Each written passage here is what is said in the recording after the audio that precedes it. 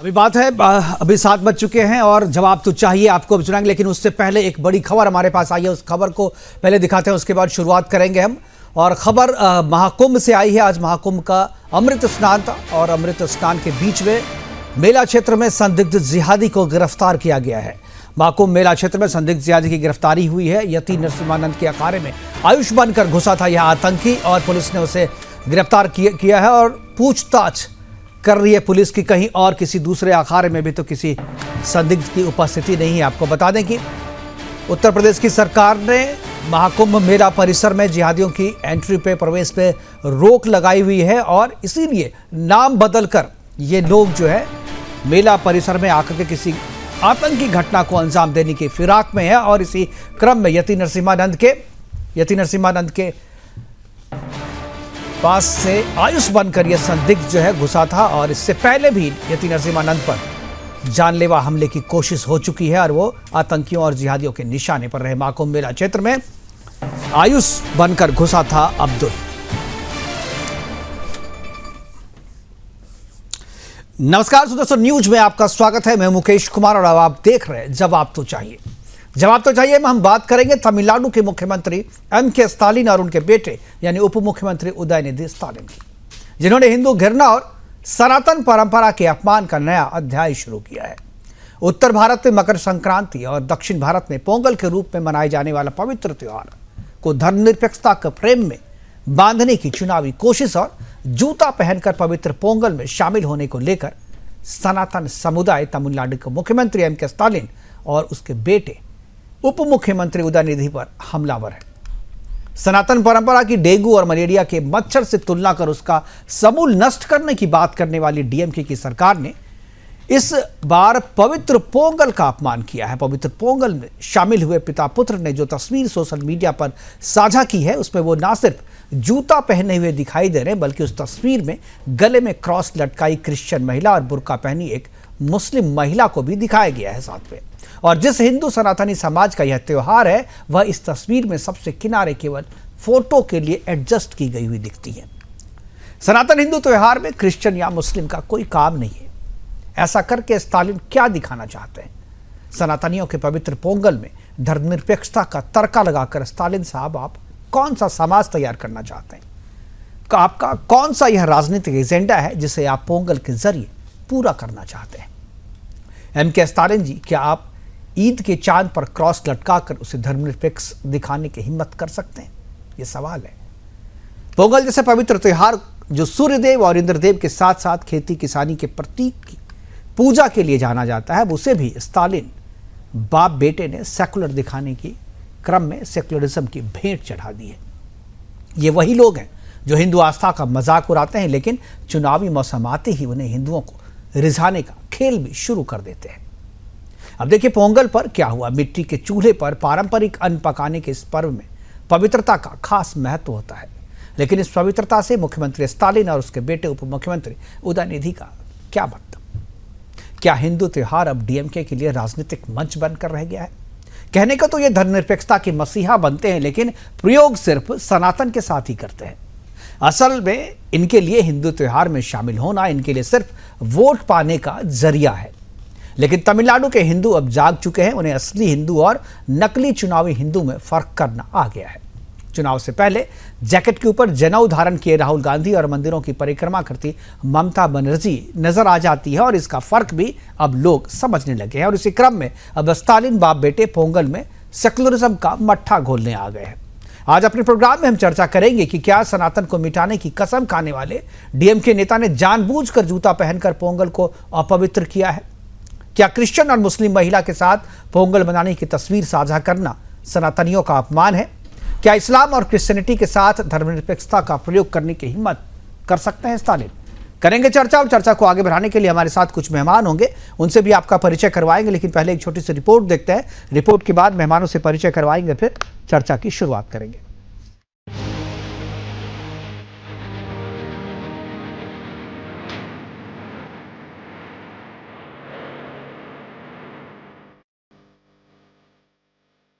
दिल्ली की सियासी रणभूमि फिर से गर्मा चुकी है। चुनावी बयार बह रही है और नेताओं की बदली हुई छवि देखकर ऐसा लग रहा है मानो सत्ता के सिंहासन तक पहुंचने के लिए राम नाम की जरूरत पड़ गई है। क्योंकि वो अरविंद केजरीवाल जो पिछले 10 साल से इमामों को सैलरी बांटते रहे, जो कहते रहे कि अयोध्या में श्री राम मंदिर बनने से उनकी नानी खुश नहीं है, जिनकी शराब नीति ने मंदिरों और गुरुद्वारों के बाहर ठेके खोल दिए, अब चुनाव आते ही वही अरविंद केजरीवाल पुजारियों और ग्रंथियों के हितैषी बन बैठे हैं, जिनके द्वारा ये वादा किया गया है कि उनकी सरकार पुजारियों को 18,000 रुपए महीना देगी। लेकिन चुनावी मौसम में भगवा जामा पहने अरविंद केजरीवाल इकलौता चुनावी हिंदू नहीं है। दिल्ली से निकलकर देखें तो देश भर की सियासत ऐसे चुनावी गिरगिटों से भरी हुई है।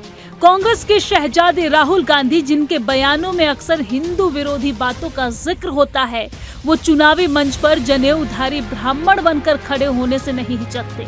ये वही राहुल हैं जो पूरे साल हिंदुओं को हिंसक बताते हैं और चुनावी मौसम देख अपने टी शर्ट के ऊपर जनेऊ पहन लेते हैं। यही नहीं, मुस्लिम तुष्टीकरण में कांग्रेस को पटखनी देने वाले पश्चिम बंगाल की मुखिया ममता बनर्जी भी चुनाव पास आते ही मंदिरों की परिक्रमा करने लगती है। पिछले विधानसभा चुनाव में तो उन्होंने 22 मंदिरों के दर्शन करके खुद को भक्त ममता घोषित कर दिया था।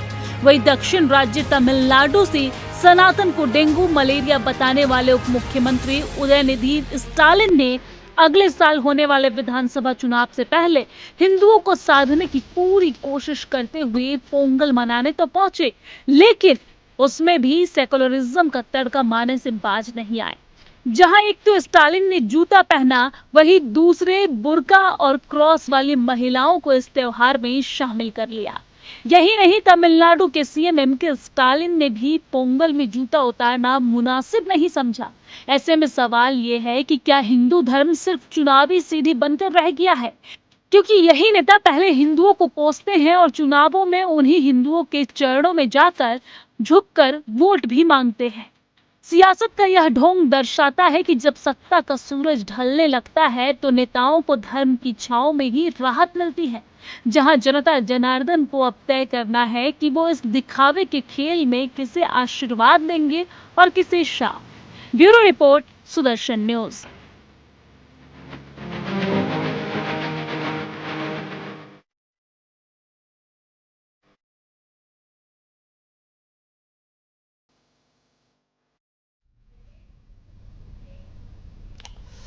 तो धर्मनिरपेक्षता की इस प्रयोगशाला में केवल प्रयोग जो है सनातन और हिंदू धर्म पे ही हो रहा है। कोई क्रिश्चियनिटी या इस्लाम पर इस तरीके के प्रयोग करने की हिम्मत अब तक नहीं जुटा पाया और स्टालिन भी शायद यही कर रहे हैं। लेकिन अब जमाना बदल रहा है और लोग समझदार हो रहे हैं, खासतौर पे वो हिंदू जो पहले इसे धर्मनिरपेक्षता समझकर स्वीकार कर लेते थे, अब शायद इसका प्रतिकार करने लगे हैं। और इसी पे हम चर्चा करेंगे। चर्चा को आगे बढ़ाने के लिए हमारे साथ जो मेहमान हैं उनसे मैं आपका परिचय करा दूं। प्रोफेसर विदु रावल जी है हमारे साथ, बीजेपी के प्रवक्ता के तौर पे। रतन तिवारी जी है कांग्रेस के प्रवक्ता के तौर पे। चंद्रांशु जी महाराज हिंदू धर्म गुरु के हैं, लेकिन अभी थोड़ी देर के बाद ये जुड़ेंगे। और डॉक्टर मुमताज रिजवी हैं मुस्लिम स्कॉलर के तौर पे और सत्येंद्र श्रीवास्तव है ईसाई स्कॉलर के तौर पे।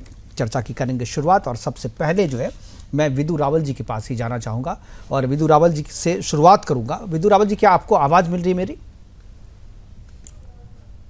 विदु जी, क्या आपको आवाज मुझे सुन पा रहे हैं? जी जी, मैं सुन पा रहा हूँ, आपको देख नहीं पा रहा हूँ। मैं अपने पीसीआर से कहूँगा एक बार जरा उन्हें स्क्रीन पे लाए। विदु जी, आपने ये पूरी कहानी सुनी होगी। इससे पहले भी जिस तरीके से स्टालिन जो है, एमके स्टालिन हो या जो उदयनिधि स्टालिन है, दोनों ने सनातन का अपमान करने में कोई कोर कसर नहीं छोड़ी है। अब अगले वर्ष चुनाव है और चुनाव के दौरान जो है वोटरों को रिझाने के लिए, हिंदू वोटरों को रिझाने के लिए वो पोंगल में गए तो थे, लेकिन जूता उतारना भूल गए, क्योंकि उनकी मूल वृत्ति इस तरीके की नहीं है कि वो सनातन का सम्मान करे, हिंदुओं का सम्मान करे। शायद इसीलिए ऐसा हो जाता है। क्या आपको लगता है कि यह जो धर्मनिरपेक्षता की जो प्रयोगशाला है, इसमें केवल प्रयोग हिंदू धर्म या सनातन पे ही किया जाता है? कोई इस्लाम पे या क्रिश्चियनिटी पे ये प्रयोग करने की हिम्मत क्यों नहीं कर पाता? मुझे लगता है प्रयोग से कहीं अधिक जो है ये एक और अपमान का एक और चैप्टर लिखने का प्रयास है जी, जानबूझकर किया हुआ एक कृत्य है। देखिए, ये एक यूजुअल सस्पेक्ट हैं, ये रिपीटेड ऑफेंडर्स हैं, ये सीरियल ऑफेंडर्स हैं, ये लगातार उस प्रकार के लोग हैं जो लगातार हिंदू समाज को लगातार नीचा दिखाने का प्रयास करते हैं।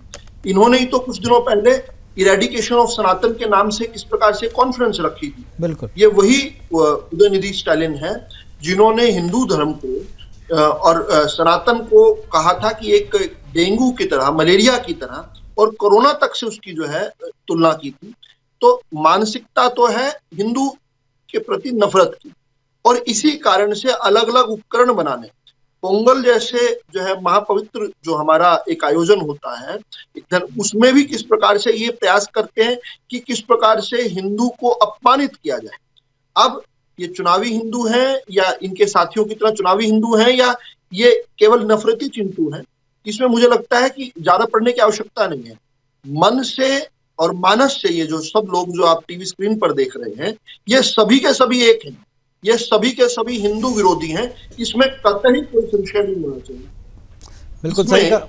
हम सब जानते हैं, इनके किए हुए कृत्य जो है वो बताते हैं किस प्रकार से इस्लाम का आतंकवाद को ढकने के लिए इन्होंने लगातार सनातन का अपमान किया है, लगातार प्रयास किया है कि पहले जब ये सरकार में थे, यूपीए की सरकार थी, कांग्रेस की सरकार थी, हम जानते हैं पहले 2010 में किस प्रकार से राहुल गांधी ने पहले तो गोको हराम और लिट्टे से तुलना की थी हिंदू सनातन की, और उसके बाद किस प्रकार से 2010 में चिदम्बरम जो थे गृह मंत्री, उन्होंने हिंदू आतंकवाद, सैफरन टेररिज्म का एक शब्द गढ़ दिया था, जिसको उसके बाद आए अगले जो गृह मंत्री थे, केंद्रीय गृह मंत्री सुशील कुमार शिंदे, कांग्रेस पार्टी के सुशील कुमार शिंदे, उन्होंने उसको दोहराया था उस बात को।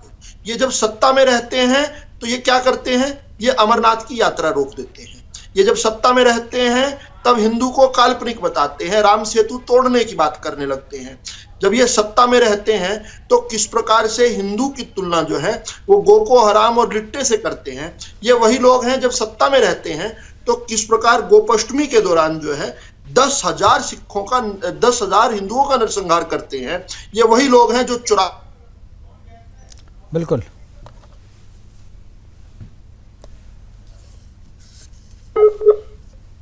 जिन्होंने अपनी राजनीति का एक ध्येय वाक्य ये बना दिया कि हिंदू का विनाश करना है, सनातन का विनाश करना है, तो मुझे कतई कोई संशय नहीं है कि ये अपमान की मंशा से किया हुआ कुकृत्य है, जिसको हिंदू समाज माफ नहीं करने वाला।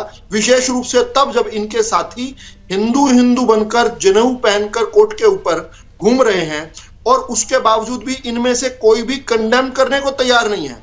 क्या किसी ने राहुल गांधी से इसकी कंडेमनेशन, इसका क्या आपत्ति देखी है कि राहुल गांधी ने या केजरीवाल ने या ममता बनर्जी ने, किसी ने की हो? कोई नहीं करेगा, क्योंकि एक कॉन्स्टिट्यूएंसी है जिन्हें इनको लगता है कि हिंदू का अपमान करके कोई एक वर्ग विशेष जो है शायद हमारे पीछे लग जाएगा। लेकिन ये ऐसा होने वाला नहीं है।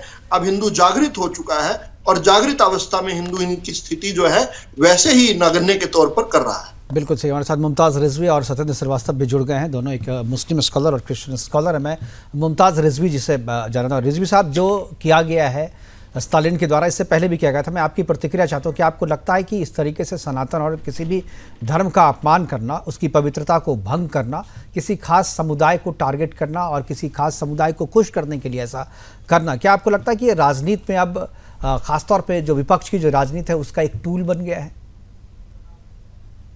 देखिए, बहुत बहुत शुक्रिया आपका। मैं तो ये कहूँगा कि कोई भी हो, किसी की आस्था, किसी के धर्म के साथ न तो खिलवाड़ करना चाहिए, न तो उसका मजाक उड़ाना चाहिए और न ही उस पर कोई बिला वजह का इल्जाम लगाना चाहिए। अगर कोई ऐसा करता है तो वो गलत है। और मुझे लग रहा है कि इस शो में जिस तरीके से हमारे रावल जी बोल रहे थे, भाई जरूरी क्या है कि हर चीज को आप जो है वो हिंदू मुस्लिम के एंगल से ही देखें, इस्लाम का चश्मा या हिंदुइज्म का चश्मा पहनकर देख ली। अरे अगर कोई चीज गलत है तो है, उसमें हर चीज में आप जो है वो इस्लाम को लाना, मुसलमानों को लाना क्या जरूरी है क्या? अगर स्टालिन ने गलत किया है तो गलत है, उसको सब कंडेम करेंगे। हम भी कह रहे हैं कि गलत नहीं करना चाहिए। अगर आप कहीं जा रहे हैं, ये ऐसा इसलिए किया गया, जा रहे हैं, कहीं जा रहे हैं, तो आप अगर जा रहे हैं तो पूरे आस्था के साथ जाइए, पूरे सम्मान के साथ जाइए, ना तो आप वहां मजाक बनाने जाइए। और न मजाक बनने जाइए। मेरा तो ये कहना है। कोई भी डॉक्टर मुमताज, ये सवाल इसलिए है कि अब ये सवाल तो आप स्टालिन से भी पूछ सकते हैं ना कि पोंगल जब मनाने के लिए गए वो, तो वहाँ पर बुर्के में महिला को लाने की क्या ज़रूरत थी? क्रॉस लटकाई हुई क्रिश्चियन को दिखाने की क्या ज़रूरत थी? पोंगल मनाने आप जहाँ गए वहाँ जाइए ना। ये तस्वीर आप जो बुर्का, क्या आप लोग मनाते हैं पोंगल? क्या उसी पवित्रता से धर्म क्या आप मनाते हैं? क्या इस्लाम में पोंगल मनाया जाता है? क्या पूजा की जाती है वहाँ पे? की जाती है, बताइए। ठीक है, लेकिन नहीं, देखिए जूता पहन के चले गए तो नहीं, केवल जूता पहनने की बात नहीं है। वहां पर बुर्के में महिला को लाने की क्या जरूरत थी? नहीं, वहां पर बुर्के में महिला को लाने की क्या जरूरत थी? नहीं, हम ये कह रहे हैं कि अगर कोई पोंगल एक त्योहार है, अगर उसको कोई जानना चाहता है, उसको समझना चाहता है, तो इससे बुराई क्या है? चाहे वो कृष्ण तो बुराई कुछ नहीं है, तो जानिए ना। क्रिश्चियन हो, चाहे वो मुस्लिम हो, चाहे कोई हो। बात है कि हिंदू मुसलमान करने की शुरुआत आप करें और कोई उससे समझ ले, टोक दे, आपको आईना दिखा दे तो आप करेंगे आप हिंदू मुसलमान कर रहे हैं। भाई हिंदू मुसलमान तो आप कर रहे थे ना पहले। जिहादी भी कहते हो मुसलमानों को। और अगर जा करके वहां पे जाना चाहते हैं, मैं खुद उज्जैन महाकाल मंदिर गया। मैं जो गुवाहाटी में मंदिर है इस वक्त जहन में, मैं वहां जा चुका हूं। और नहीं जाना चाहिए आपको नहीं जाना चाहिए। देखिए दिल में अगर आप नहीं जाना चाहिए आपको, मैं बता रहा हूं। और पवित्रता का भी कोई मतलब होता है। आप जिसकी आस्था नहीं है, जिसमें पूरे आपकी श्रद्धा नहीं है, जिसको आप मानते नहीं है, उस मंदिर में जाने से कोई फायदा नहीं है। आपको नहीं जाना चाहिए वहां पे, नहीं जाना चाहिए। आप वो दर्शक, वो पर्यटन स्थल नहीं है। मंदिर हमारे पर्यटन स्थल नहीं है मुमताज साहब। मंदिर हमारे पर्यटन नहीं है आपके लिए कि आप गए वहां पर देखने के लिए। नहीं जा सकते आप, आपको जाना नहीं चाहिए। ये चूंकि कानून नहीं है, लेकिन मैं तो मांग करता हूँ कानून आपको नहीं, जिसकी आस्था नहीं है भगवान में, जो मंदिर पर्यटन नहीं है भाई साहब, मंदिर पर्यटन नहीं है जो आप जाने के देखने के लिए चले गए। आप ये ताजमहल नहीं है कि आप चले गए वहां देखने के लिए। नहीं जा सकते, आपको जाना नहीं चाहिए वहां पे, नहीं जाना चाहिए आपको। अरे आपके देखिए, अब आप सुनिए ना, मक्का मदीना में नॉन मुस्लिम का जाना मना है ना, मक्का मदीना में। अरे भाई साहब, मुमताज साहब, मक्का में आप मना है ना नॉन मुस्लिम्स का जाना, मना है ना। वहां भी जाकर के कहिए ना कि सब कोई जा सकते हैं। पहले मुझे भी देखना है कि उसके अंदर में क्या है, मुझे जाने की इजाजत दिलवा दो। आपने कोई उसूल बनाया है क्या कि अब मोदी सरकार खाने के बाद उसूल सारे बन गए? फिर मोदी सरकार पे क्यों चली आई भाई? ये सरकार का फैसला तो रही है ये, इसमें मोदी सरकार कहां से चली आई? मोदी सरकार तो इसमें आई नहीं। आप जो है ना जबरदस्ती की बात कर रहे हैं, आप जबरदस्ती की बात कर रहे हैं साहब। आपको नहीं जाना चाहिए। आप चले गए, आप वहां देखने के लिए क्या? अच्छा जब बोलिए आप मंदिर क्यों गए थे? आप मुमताज साहब आप बताइए, आप उज्जैन क्यों गए थे? उज्जैन में महाकाल मंदिर क्यों गए थे? क्या करने गए थे? मैं देखने गया था कि क्या कैसे पूजा होती है, कैसे वहां पे अर्चना होती है, कैसे लोग आते हैं। अगर समझना चाहे नहीं फिर वही हमने कानून बनाया, उसका उल्लंघन करते हैं। हमने कानून बनाया कि अब्दुल को हज के बाहर मूंगफली की रेडी नहीं लगानी है, अंडे की रेडी नहीं लगानी है। हमारे संत समाज ने, लेकिन अब्दुल फिर भी वहां रेडी लेकर पहुंच गया। हमने कहा हुसैन को हरीश बनकर कावड़ यात्रा के दौरान समोसे नहीं बेचने हैं। हमने कहा कि हुसैन को हरीश नहीं बनना है, लेकिन वहां पर भी पहुंच गया। और ये कोई शोध और पर्यटन का मैं वही कह रहा हूँ, ये कोई मंदिर कोई पर्यटन का क्षेत्र नहीं है। आप वहां घूमने के लिए देखने के लिए नहीं जा सकते हैं। आपकी श्रद्धा है तो आप जाइए, और आपको इतना शौक है मंदिर जाने का तो घर वापसी कीजिए, जाइए घर वापसी कर लीजिए, जाइए मंदिर में पूजा करें। आसान मोदी जी ने लिख दिया। अरे मोदी जी ने नहीं लिख दिया, मोदी जी सनातन का ठेका नहीं लिया हुआ है उन्होंने। बताइए, सनातन का ठेका किसी नेता के पास नहीं है मुमताज साहब, समझ गए ना? आप मंदिर का अपमान कर रहे हैं, आपको जाना नहीं चाहिए वहां पे। सत्येंद्र श्रीवास्तव, ठीक है मैं आ जाऊंगा आपके पास, बहुत सारे सवाल में आ जाऊंगा। बाकी भी लोग हमारे साथ हैं, बाकी ठीक है। अरे गीता में क्या, सब जगह लिखा हुआ है, समझने की जरूरत है।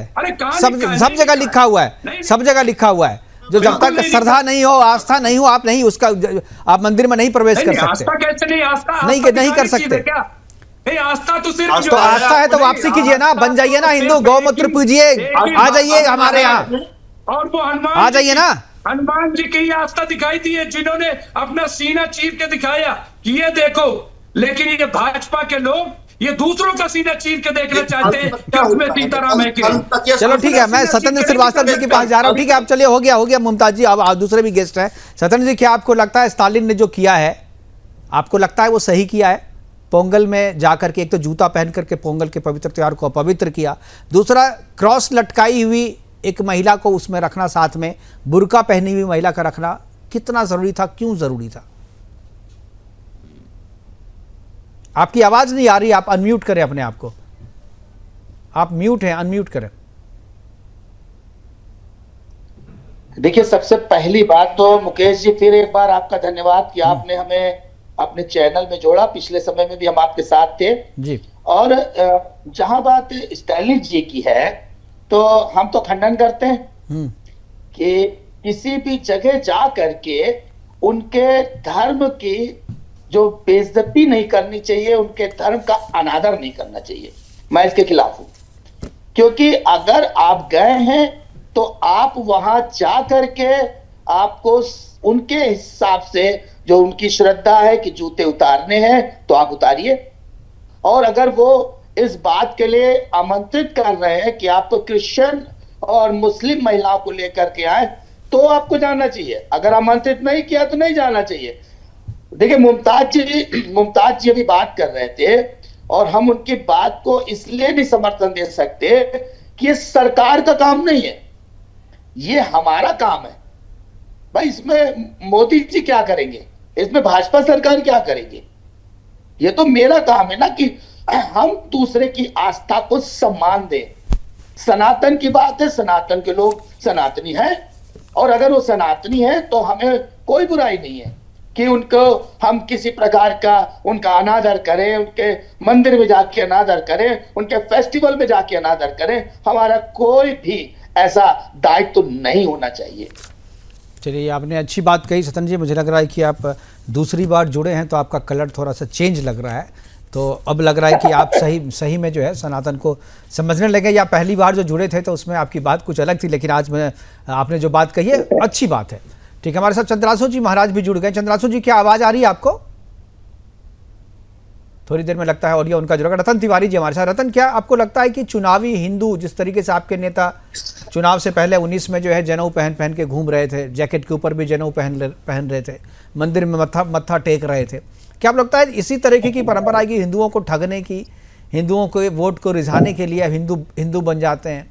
दिल में जब आपको श्रद्धा नहीं है तो आप क्यों ये ढोंग रचते हैं, और उसी ढोंग के कारण ये चुनाव से पहले इस तरीके की गतिविधियां तेज हो जाती हैं? और जो स्टालिन ने किया है, बिल्कुल चुनाव सामने है, अगले साल चुनाव में जाना है, तो हिंदू वोटों को रिझाना है, वोटरों को, इसलिए वो कर रहे हैं।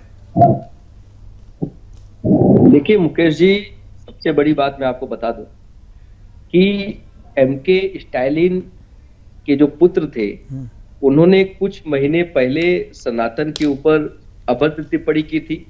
आपके चैनल ने दिखाया था, तमाम चैनलों ने दिखाया था। लेकिन जब लोकसभा चुनाव हुआ, लोकसभा चुनाव के जब परिणाम आए, तो तमिलनाडु की जनता ने उनकी पार्टी को बहुत ज्यादा, सबसे ज्यादा सीटें देके भारतीय जनता पार्टी को नस्त नाबूद करने का काम किया। देखिए, सनातन को कौन मानता है, सनातन को कौन नहीं मानता है, मुकेश जी, वो इम्पोर्टेंट नहीं है। हम सनातन को मानते हैं, वो इम्पोर्टेंट है। और रही बात जैकेट के ऊपर जनेऊ डालना, सबकी अपनी अपनी बात हो सकती है, लेकिन अगर हिंदू खतरे में है, अगर सनातन खतरे में है, तो 2014 के बाद से खतरे में। आप देखिए ना, धर्म का सबसे बड़ा ठेकेदार, हिंदुत्व का सबसे बड़ा ठेकेदार देश का प्रधानमंत्री है और एक सबसे बड़े राज्य का मुख्यमंत्री है। उसके बाद भी सनातन पे चोट पहुंचाई जा रही है, सनातन खतरे में पड़ गया है। ये चीज मुझे समझ में नहीं आती, शायद आप समझा सकते हैं तो समझाइए जनता को। अब आपको मैं समझा रहा हूँ। आपको बताइए, सबसे पहले जो जूता पहन करके आपके त्योहार में कोई दूसरे धर्म का व्यक्ति चला जाए तो उससे आप आहत होंगे कि नहीं? बिल्कुल आहत होंगे, बड़ी तकलीफ होगी। अब आप जो कह रहे हैं कि सनातन को अपमानित करने वाला बयान देने के बाद स्टालिन जीत गए वहाँ पे, तो क्या आपको लगता है कि जीत गए बड़ा अच्छा हुआ? तब तो सनातन को गाली आप भी देना शुरू कीजिए, अगर चुनाव जीतना है आपको। तो आपको लगता है सनातन को गाली देने के कारण डीएमके वहाँ पर जीत गई, बीजेपी जो ख़त्म हो गई? एक तो बीजेपी का ये काम नहीं है, जैसा कि श्रीवास्तव जी बता, मैं भी सहमत हूँ। और आप वहाँ पर तो लड़ाई में आप थे ना डीएमके के साथ, बीजेपी तो लड़ाई में रही नहीं कभी, तो नेस्तनाबूद तो आप हुए। तो आपको भी देना चाहिए सनातन को गाली, जो चुपचाप दे रहे घूम रहे, आप भी दीजिए गाली, आप भी जीत जाएंगे आप। कांग्रेस पार्टी डीएमके के साथ मिलकर चुनाव लड़ रही थी, कांग्रेस पार्टी को वहां पे फायदा हुआ। ठीक है, तो आप मानते हैं कि सनातन को गाली देने से जीत होती है, तो आप घोषित करके दीजिए ना चुनाव। अभी दिल्ली का चुनाव है, दीजिए गाली। दिल्ली के चुनाव में कहिए नेताओं को भाई जो आप गाली दीजिए, क्योंकि आप तो वही कह रहे हैं कि सनातन को गाली दिया और उसके बाद बहुत बड़े मार्जिन से जीत के चले आए, तो इसका मतलब जीतने की कसौटी हो गई सनातन को गाली देना। यही कहना चाह रहे हैं ना आप, यही कहना चाह रहे हैं ना। विदु रावल जी को आवाज आ रही है मेरी, विदु रावल जी जुड़े हुए। विदु रावल जी, आप कुछ डॉक्टर मुमताज को कुछ बोलना चाह रहे थे, मैंने आगे बढ़ते सतन जी के पास चला गया था। मुमताज जी से पहले रतन तिवारी जी को एक आशंका है कि कोई हमारा सनातन जो है खतरे में है, तो मैं इनकी शंका का और इनकी आशंकाओं का समाधान करना चाहता हूं। सनातन खतरे में नहीं है, सनातन विरोधी खतरे में है। ये शताब्दियों बाद ऐसा अवसर आया है जब शर्म निरपेक्ष जो है वो बुक्कल डालकर बैठ गए हैं, और कुछ तो जो है बुक्कल के ऊपर जो है जनेऊ डालकर बैठे।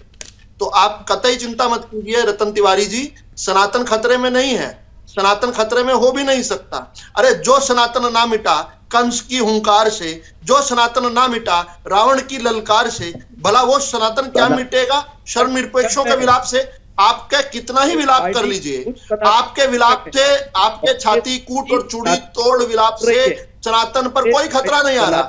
पहली बार ऐसा हुआ है, बहुत सैकड़ों सालों बाद ऐसा हुआ है। बीच में ना बोलिए रतन तिवारी जी, आप क्यों खट गए? रतन तिवारी जी, आपकी आवाज भी सही से नहीं आ रही है, मैं ठीक कर रहा हूँ उसको। आपको मैं बाद में जो मौका दूंगा, अभी बोलने दीजिए विधु जी को। जी, उसी दिन इतना अच्छा चोला डाल कर आए थे, आप क्यों सनातन को खतरे में थोड़ी देखना है आप। तो आपकी शंका समाधान करना चाहता हूं। सनातन तो विधर्मियों की आंख के अंदर आंख डालकर कह रहा है कि सनातन का पताखा जो हमने अवध को बाबरी से मुक्त करवा दिया ना, इसी प्रकार से काशी मथुरा में भी चल रहा है।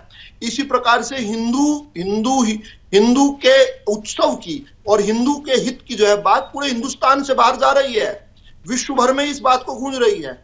लगभग 50 करोड़ लोग महाकुंभ के अंदर स्नान करने आ रहे हैं। इससे बड़ा कोई उत्सव नहीं आज तक हो पाया। आप कह रहे हैं सनातन खतरे में, आप गलतफहमी में हैं, लेकिन गलतफहमी दूसरी तरफ भी है। दूसरी तरफ जो मुमताज जी कह रहे थे कि भाई हम वहां जाएंगे, हम यहां जाएंगे, तो आपने ठीक कहा भाई, हिंदू धर्म स्थल जो है वो पर्यटन का क्षेत्र नहीं है। पहली बात, विधर्मी वहां जाएं, ये पर्यटन और शोध के लिए नहीं जाएंगे। इसी प्रकार से जैसे ये गैर मुसलमानों को काबा में नहीं घुसने देते, जब गैर मुसलमानों को हज नहीं करने देते, तो इनको हमारे वहां पर शोध क्यों करना है, हमारे वहां पर्यटन क्यों करना है? ये तो सीधी सी बात है। जब हम कहते हैं कि हरीश को हुसैन बनाकर मूंगफली नहीं बेचनी है, जब कुंभ के बाहर क्यों बुलाया था हमें बताइए, मौलाना क्यों गए थे वहां अयोध्या पे? काहे गए थे वहां? थोड़ा सा क्यों बुलाया था, क्यों दावत दी गई थी उन्हें? बाकायदा लेटर आया था वहां से, तो आपको क्यों बुलाया था बताइए, जवाब दीजिए इसका। डॉक्टर मुमताज रिजवी में आऊंगा आपके पास। स्थल तो आपने बना दिया, आवाज नीचे करो। 300 मंदिर तोड़े गए काशी में। अरे 300 मस्जिद नहीं टूटी, 4.5 लाख हिंदू मंदिरों को तोड़कर। अच्छा एक बात बताओ, 300 मंदिर तोड़े गए। अरे आप बाबर से कोई लेना देना है क्या? बनाने के अच्छा सुनो, बाबर से कोई लेना देना है क्या? कोई लेना देना है क्या बाबर से? आपको कोई लेना देना नहीं है। आप क्यों बाबर की तरफदारी क्यों कर रहे हैं? अरे भारत आपका है ना, बाबर से क्या लेना देना आपका? लेना देना है क्या? तरफदारी नहीं कर रहे, कुछ भी नहीं है। अरे कुछ भी नहीं है आपका बाबर से लेना देना। और मोदी का दौर डेमोक्रेसी में है, बादशाह में नहीं है, डेमोक्रेसी में हर चीज सबको आजादी है।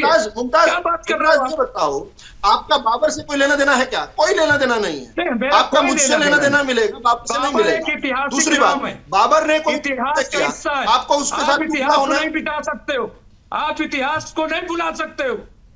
इतिहास को भुला कोई नहीं रहा, इतिहास आपको याद दिलाया जा रहा है। इतिहास सही, इतिहास आपको याद दिलाया जा रहा है। बाबर ऊंट पर लेकर आया था, आप सबको आपको पढ़ना पड़ेगा, वो इतिहास का हिस्सा हो गए। इतिहास को पढ़ना पड़ेगा, मोदी को जीना पड़ेगा। केवल इतना है कि आपके पूर्वज जो है तलवार से डरकर पगड़ी उतार गए, केवल ये इतिहास, इससे अलग नहीं है। बाबर कोई या मेरे गजनी आपको ऊँट पर नहीं मेरे लेकर आए। पूर्वज कोई न नहीं तो लेकर आया आपको। डरे न तो आपको कौन ऊँट सहमे, पर लेकर आया? उन्होंने समझा कि अच्छा अरब क्या से है, अरब से कोई बुरा धोखा क्या नहीं लाया है, आपको। अच्छा आप क्या हमारे है, भाई बुरा हैं, क्या है। आप हमारे साथ रहने वाले। आप आपको बिना नहीं, बात के हम क्या बिना बात कह के रहे हैं, गुस्सा आ रहा अच्छा है। और बुरा बिना देख अच्छा करके लोग मुझे फैसला स्पष्ट देते करने हैं। दो, मुझे ये आज स्पष्ट जाकर करने दो। फ्रांस में देखिए, मुमताज, आज मुमताज, जा मुझे करके स्पष्ट आप करने दो। दो अमेरिका अलग-अलग में जी आ रहा देखिए, हूं, सत्येंद्र जी आ रहा हूं। सबसे ज्यादा मुमताज, एक अगर कोई बात मुझे ये स्पष्ट मजहब करने दो। कबूल करने वाला है मुकेश जी, ये तो वो इस्लाम धर्म है, लगातार बोल इस्लाम रहे हैं। धर्म को अपना रहे हैं। लगातार बोल रहे हैं। रिजवी, मुझे लगा एक आध डॉक्टर मुमताज रिजवी, मैं बीच में आप मत बोलिए, एक बार आऊंगा मैं आपके पास, सबको मैं बराबर टाइम दे रहा हूँ। विदु जी अपनी बात पूरी कीजिए, फिर मैं सत्येंद्र जी के पास जाऊंगा। जी नहीं, मैं एक चीज कहना चाहता हूं पहले मुकेश जी, ठीक है, मैं पहले आप एक बोल चीज दीजिए। 30 ओके, सेकंड ठीक है, 30 सेकंड बोलिए। 30 सेकंड सिर्फ मैं कहना चाहता हूं। अभी इन्होंने कहा ये बात कि समझना। अयोध्या में विदु- राम विदु मंदिर विदु जी, मैं और इनको सब 30 भाइयों सेकंड को रो, ये बात समझनी सनातन आपकी एक आपकी मिनट। आवाज फ्रीज हो और रही है। जी काशी में बन जाएगा, क्या मेरी आवाज आ और रही है? मथुरा में बन जाएगा, तो मैं इनको बताना चाहता हूं विदु जी आप फ्रीज हो मुमताज रहे हैं। भाई सनातन को- या कोई मजहब, दुनिया का कोई मजहब खतरे में नहीं है। उसकी वजह क्या है? कुरान मजीद में खुद कहा गया, लकुम दीनकुम वले दीन, हमारा दीन हमारे साथ, तुम्हारा दीन तुम्हारे साथ। कुरान मजीद रहेगी कयामत तक, और ये आयत भी कयामत तक रहेगी। इसका मतलब ये है कि अल्लाह भी चाहता है दूसरा दीन भी रहे और इस्लाम भी रहे। तुम्हारा दीन तुम्हारे साथ, हमारा दीन हमारे साथ, तो इसलिए कोई दीन खतरे में नहीं। देखिए- नंबर एक। नंबर दो, सनातन जो है, आप बताइए अयोध्या की पहचान किससे थी? भगवान राम से थी ना। आप बताइए काशी की पहचान किससे? शिव से, भगवान शिव से। और मथुरा की पहचान किससे? वहां पे मथुरा की पहचान भगवान श्री कृष्ण से। इसके बावजूद आप कह रहे हो कि साहब वहां पे मंदिर बन गया इसलिए। अरे सनातन धर्म इसलिए नहीं बचा, सनातन धर्म इसलिए बचा क्योंकि अच्छे सनातनी लोग थे, सही मानों में सनातनी लोग थे, जो सबको लेकर के चलते थे, अच्छा व्यवहार था, वासुदेव कुटुंबकम की बात करते थे, जो बात करते थे अहिंसा परमो धर्मा की बात करते थे। लेकिन आप लोग दूसरों के साथ तो नफरत करोगे, बल्कि अपनों के साथ भी, अपनों के साथ भी। वोट पाने के लिए आप कहोगे दलित भी हमारे साथ है, ये भी सरदार भी हमारे साथ है, सिख भी हमारे साथ हैं। लेकिन जहां वोट का मामला खत्म हुआ तो दलितों को आप मंदिर में नहीं आने दोगे, उन्हें मार के भगा दोगे। कौन नहीं आने दे रहा भाई? कौन नहीं आने दे रहा? जब आप चले जा रहे हैं तो दलित को कौन रोक रहा है? अरे मुसलमान मंदिर चले जा रहे हैं और दलितों को कौन रोक रहा है भाई? दलितों को कहीं नहीं कोई रोका जा रहा है। ये आप लोग का, ये आप लोग का एजेंडा है। मुमताज का जागा है या हमारा जागा है, ये मैं बता देता हूँ। जिन्होंने जिनका इतिहास ही केवल ध्वस्त करने का रहा हो, जिन्होंने सैकड़ों नहीं हजारों हिंदू मंदिर को ध्वस्त किया हो, वो तो कह रहे हैं कि उनका तो प्रेम का नाता है। और एक मिनट मुमताज, ये समझो, मुमताज ने आपने बोल लिया, मुमताज आपने बोल लिया, आप सुनिए, आपने बोल लिया मुमताज।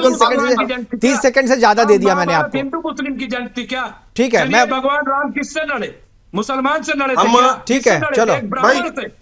मैं बता दूं, जरा मुमताज, भगवान राम जो है अधर्म से लड़े थे, अधर्म से ही लड़ेंगे। मुमताज चुप होना पड़ेगा भाई। मुमताज मैं आपको चुप म्यूट होना कर दूंगा, पड़ेगा। मैं प्लीज चलेगा। मुमताज मैं आपको म्यूट कर दूंगा, बीच में डिस्टर्ब कर रहे हैं प्लीज। विदु जी देखिए, ये दो अलग अलग विचारधाराएं हैं, और एक ऐसी विचारधारा है जो नकाब और बुर्का उतारने को तैयार ही नहीं। देखिए, सीधे सीधे से हम तो ये अभी बता रहे थे कि दलित का प्रेम जो है चुनावी प्रेम नहीं है भाई। हमारा लालन पालन ही हुआ है। हिंदू सोहद्रे सर्वाना हिंदू पतितो भवेत मम दक्षा हिंदू रक्षा मम मंत्र समानता। हम तो आज तक इसी मंत्र के साथ चले हैं। और श्री राम जब लड़े थे वो अधर्म के खिलाफ लड़े थे, वो किसी जाति के खिलाफ नहीं लड़े थे, वो किसी मजहब के खिलाफ नहीं लड़े थे, अधर्म के खिलाफ लड़े थे, और अधर्म से उन्होंने विजय पाई थी। ये बात है। लेकिन जो दो अलग अलग विचारधाराएं हैं उनपे स्पष्ट तौर पर यह बात है। एक विचारधारा कहती है सर्वधर्म संभाव की बात, वो सनातन विचारधारा है, वो हिंदू विचारधारा है। जो दूसरी विचारधारा हमारे साथ जुड़ना चाहती है वो ये नहीं कहती है, हमारे साथ दिखना तो चाहती है, हमारे साथ बराबर। वो क्या कहती है? वो कहती है ला इलाहा इल्लल्लाह मुहम्मदुर रसूल अल्लाह। वो कहती है there is only one God and his name is Allah. हम कहते हैं कण कण में, सृष्टि के कण कण में जो है ईश्वर है। वो कहते हैं नहीं भाई, एक ही ईश्वर है। आपको जिस ब्रश से मैं ब्रश करूंगा उसी ब्रश से आपको ब्रश करूंगा। सूरज कितने बताइए? ये दो एक अंतर विरोधी बातें हैं। इसलिए हम कहते हैं कि अगर आपको ये दार्शनिक डिबेट ना करें आप इसको, मुमताज जी प्लीज। आज तक कितनी मस्जिदों के अंदर जाकर ठीक है, ईश्वर ठीक है। अल्लाह तेरो नाम सबको सर्वोच्च दे भगवान, कितनी मस्जिदों में गाया। आपको मंदिर में तो बुरके वाली चाहिए, मंदिर में तो हासिल बुरके करो। वाली चाहिए, स्टालिन के बगल में बुरके वाली नहीं, तो चाहिए, आप पर है ना लेकिन तो मस्जिद लीजिए के ना। अंदर कितनी मस्जिदों के हमें तो अंदर बुरके ही ईश्वर वाले अल्लाह चाहिए। तेरो नाम सबको सन्मति नहीं, दे नहीं, भगवान, नहीं। ये वाला आप ये वाला जो जो है बराना ये घूमिए, वाला जो हम हमारा समझ चलो ठीक है, भजन है। एक मिनट जरा सत्येंद्र जी कुछ बोलना चाह रहे हैं, फिर वापस मैं आपके पास आऊंगा। सत्येंद्र जी बोलिए, क्या बोलना चाह रहे थे? हमारा सिर्फ इतना है कि जो मुद्दे होते हैं हम मुद्दे से भटक के चले जाते हैं। आज का मुद्दा जो हमको आया वो मुद्दा डिफरेंट था, लेकिन जो बातें हो रही वो डिफरेंट है। मुकेश जी आप भी समझ रहे हैं, हमारा मतलब है हम एक दूसरे पे उंगली उठा रहे हैं। हमको सिर्फ इतना करना है कि जो हुआ वो गलत हुआ। हम किसी भी धर्म कोई आस्था को ठेस नहीं, लेकिन नहीं बात ये है पहुंचा ना सकते। सत्येंद्र जी, बात ये है ना कि आप इंडिविजुअली आप कह रहे हैं, लेकिन स्टालिन जो है, जो कि आप ही के क्रिश्चियनिटी को मानने वाले हैं, उन्होंने इंटेंशनली ऐसा किया है। वो आपके कह देने से नहीं, वो इंटेंशनली ऐसा किया कि नहीं किया ये तो हम बोल रहे हैं ना। नहीं, वो दिख रहा है ना। अच्छा, मैं एक बात मुकेश बोलूंगा, एक बात वो मुकेश जी, मुख्यमंत्री हैं, इतनी बड़ी पार्टी के मुख्यमंत्री हैं। वो कोई भी चीज जैसे चूक में नहीं करते। वो पूरी तरिके से प्लान करके योजनाबद्ध तरीके से ऐसा किया गया है, और राजनीति में ऐसा होता है। सत्येंद्र जी सुनिएगा, माननीय अटल बिहारी जी जब इस दुनिया से चले गए, उनकी श्रद्धांजलि समारोह कानपुर गुरुद्वारे में हुआ। मैं अपनी यूनिफॉर्म में गया, लेकिन जब वहां पहुंचे तो उन्होंने कहा कि सर आप सर पे कपड़ा बांध लीजिए। मैंने उनके धर्म की इज्जत को, आदर को करते हुए मैंने कपड़ा बांधा। वहां पर भी लोग होंगे जो इस कार्यक्रम के आयोजक रहे होंगे, वो कह सकते थे कि सर ये हमारा धार्मिक काम है, आप प्लीज रिमूव द शूज, वो कह सकते थे। देखिए, मैं इसमें कहूंगा सत्येंद्र जी मैं आपको कहूंगा, आपको हो सकता है इस बात की जानकारी नहीं हो कि कोई भी गुरुद्वारा में जाता है तो सर ढक के जाता है। ये परंपरा है गुरुद्वारा में जाने की, ठीक है ना। तो ये आपको जानकारी नहीं थी तो बता दिया गया। लेकिन एमके स्टालिन को ये इस बात की जानकारी नहीं है क्या, जो मंदिरों में जाने से पहले जूता उतारा जाता है? किसी भी पवित्र त्योहार में पर्व में जाने से पहले जूता उतार, ये क्या उसको बताने की जरूरत है किसी मुख्यमंत्री को? अगर ऐसे बताने की जरूरत है तो उसे लात मार के निकाल देना चाहिए वैसे मुख्यमंत्री को।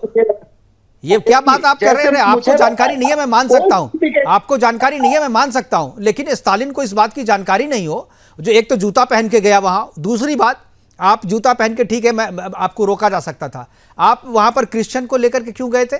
क्रॉस लटकाई हुई महिला के साथ फोटो खिंचवाने की क्या जरूरत थी? बुर्का नशी को ले जाने की क्या जरूरत थी आपको वहां पर? क्या ये सारे मैसेजेस हैं जो आप प्रोटेक्ट कर रहे हैं? आप वो गलत है, गलत कह करके नहीं, लेकिन आप कह रहे हैं स्टालिन ने उसे योजनाबद्ध तरीके से किया था। ठीक है, आप कह रहे हैं, अच्छी बात है, आप इसका विरोध कर रहे हैं, ठीक है। अब डॉक्टर मुमताज, हमारे पास समय की कमी है, आखिरी कमेंट आप जो कहना चाहते हैं 30 सेकंड में आपको और दे रहा हूं जी।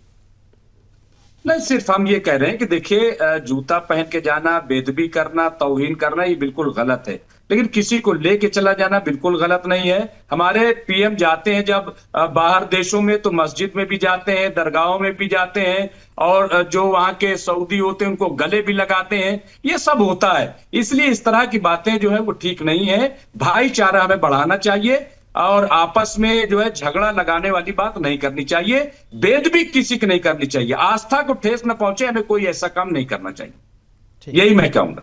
ठीक है, चलिए, आप कह रहे थे कि जाने में आप बोल रहे हैं कोई दिक्कत नहीं है, आपके मस्जिद जहां इबादत करते हैं वहां कोई जाकर के मुलायम सिंह की फोटो मूर्ति लगा दे, आप मंजूर कर लेंगे क्या? मुलायम सिंह की कैसे लगा देंगे? वहां तो कोई मूर्ति कैसे लगा देंगे आप? वही चीज है ना, आपको जिस चीज से आपत्ति, आप कह रहे वही चीज हमें आपत्ति है ना। आप जूता पहन के कैसे आ सकते हैं भाई? मुसलमानों को लेकर क्यों आते हैं वहां पर? आप मंदिर में क्यों जाते हैं? इसी बात को तो लेकर के आपत्ति है। आप सब छोटी सी बात नहीं समझ में आ रही है आपको?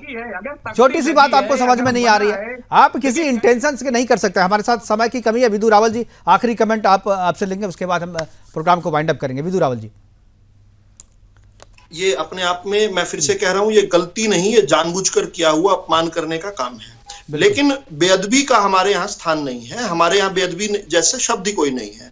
देखो, भृगु ने विष्णु की छाती में लात मारी, प्रभु भृगु की जो है पैर दबाने लगे, बोले चोट तो नहीं आ रही। अपने यहाँ पर हम करुणा और ईश्वर को इकट्ठा मानते हैं। ये आस्था का अपमान कर सकते हैं, ये बेअदबी नहीं कर सकते। हमारे यहाँ बेअदबी जैसा कोई शब्द ही नहीं है। हम तो यहाँ पर केवल प्रेम का धर्म है सनातन। सनातन जो है सबके साथ से अस्तित्व रहना सिखाता है। सनातन ये नहीं कहता कि मैं अकेला ही हूं, जैसे दूसरी विचारधारा, जैसे किताबी मजहब कहते हैं। हम ऐसा कोई भी जो है बेअदबी जैसा नहीं बात कहते। हाँ, आस्था का अपमान मत करें आप लोग। आप सह सम्मान जो है हमारी उपासना पद्धति का भी सम्मान करें। बस इतनी विनती, निवेदन और प्रार्थना आपसे करते हैं।